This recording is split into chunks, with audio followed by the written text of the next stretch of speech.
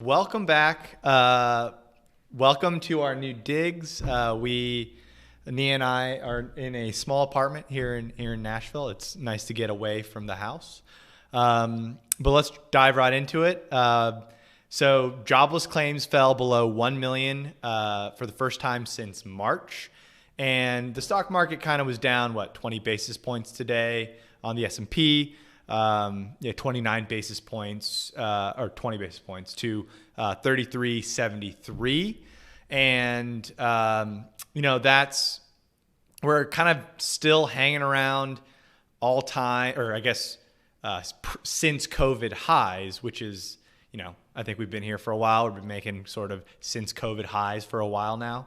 I think the headline numbers really only measure, for jobless claims specifically, only measure the number of claimants for normal state unemployment benefits. So it's a little bit overstated how good that number is. You have to remember that there's a pandemic emergency unemployment compensation program called PEUC, which it doesn't count, and there's a lot of people on that. But generally, the jobless claims are getting much better, and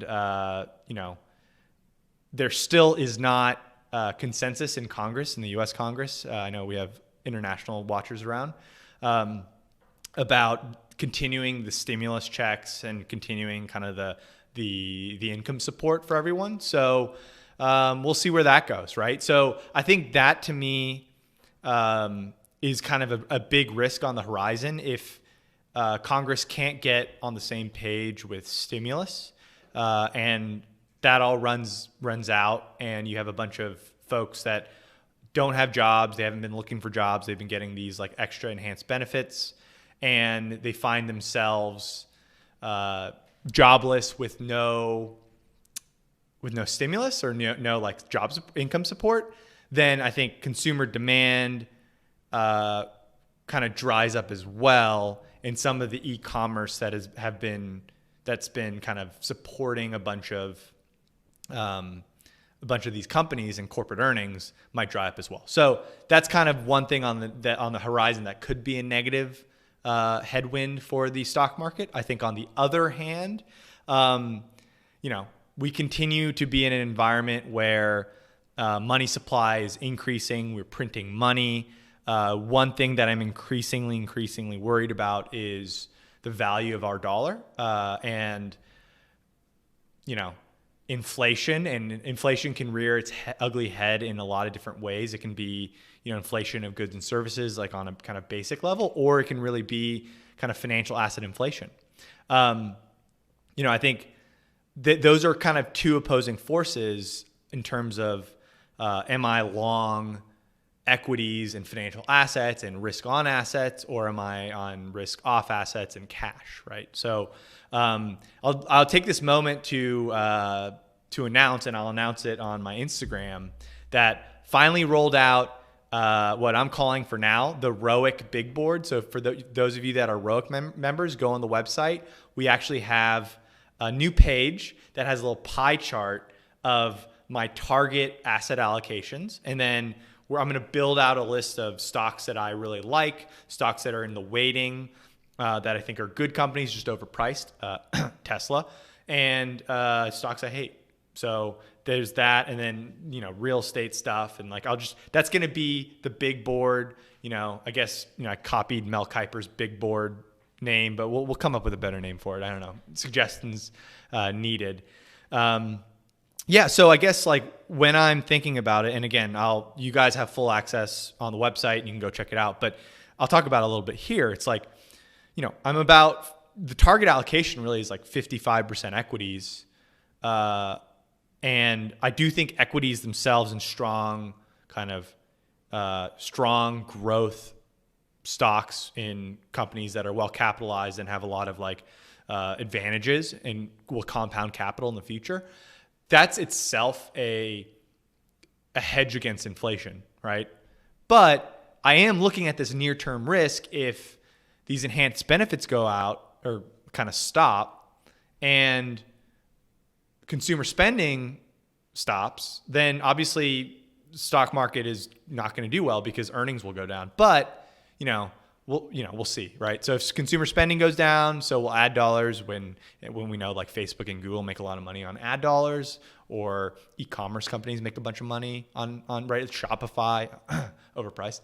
Shopify is going to hurt in a scenario where consumer spending goes down. So, but I will say, right, there's also this other thing where I don't want to be holding too much cash. I think I have a good, healthy allocation in cash just in case. But I don't want to be holding too much cash because you're putting yourself at risk of inflation. And you all know that I have my thoughts about keeping at least like 10% in some anti-inflationary non-equities type of allocation, which might be like gold or Bitcoin. I'm a big Bitcoin fan. And what else?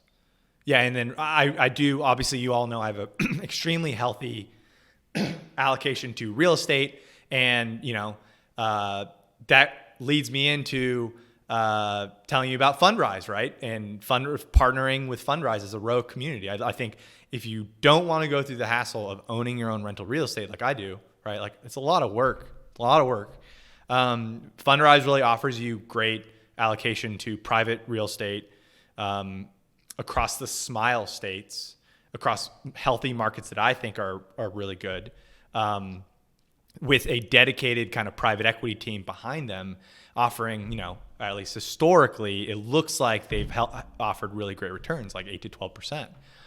Again, not a sale of security. In my opinion, is not advice. Past performance does not indicate future results, but definitely go check out that pie chart. And I've already kind of given you some of the headline numbers.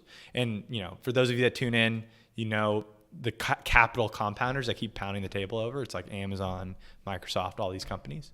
But I do think that we are kind of in this opposing force where inflation is really scary and you don't want to be holding too much cash.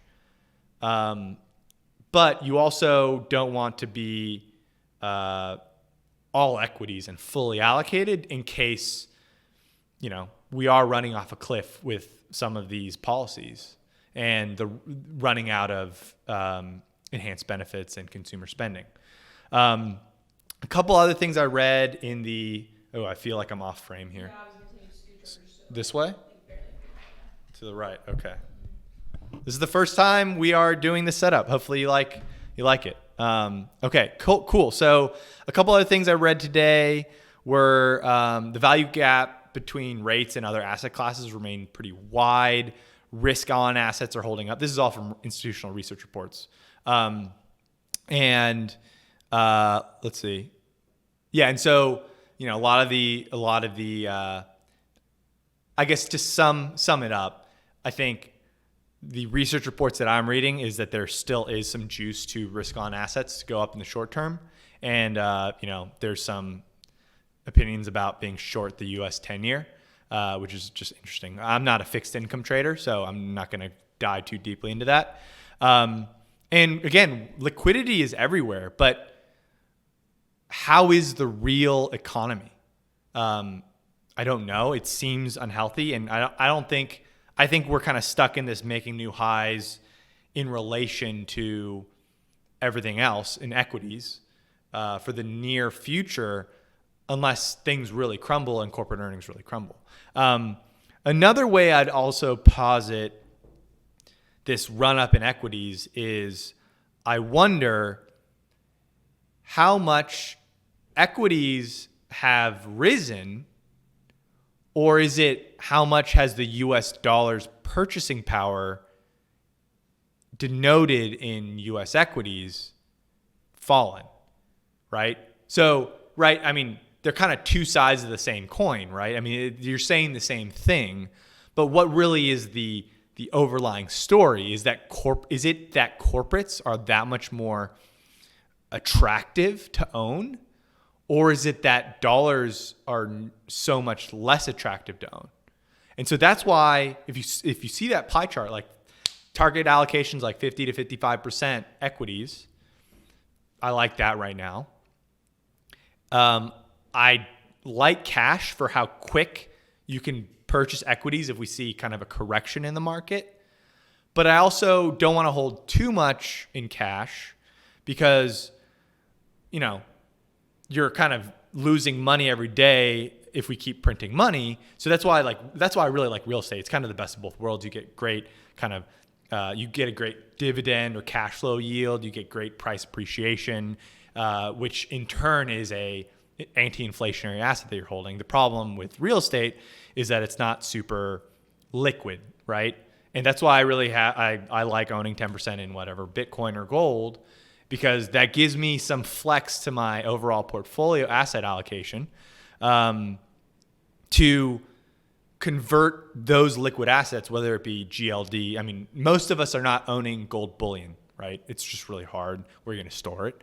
But if you own some GLD or IAU or some of these ETFs or maybe some of the gold miners, that's what, anyway, so that's what, definitely go check it out if you're a Relic member. I'm a little proud. I was like kind of tinkering with the website, but that's kind of my market update.